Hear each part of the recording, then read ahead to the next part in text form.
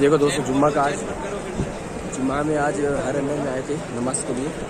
ये मिसवाला का है, ये क्या मिसवाला का है, इब्राहिम खलील रोड है। ये देखो रोड ऊपर से आ रहे लोग, बहुत मजा माशाल्लाह।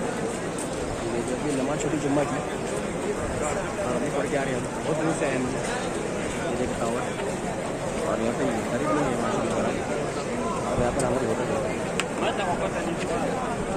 दूसरी बात दोस्तों, ये देखो कितना अच्छा फव्वारा है यहाँ पे, ताकि लोगों को गर्मी महसूस ना बोल के देखो उसमें से निकला पानी, निकला बाहर एकदम दार।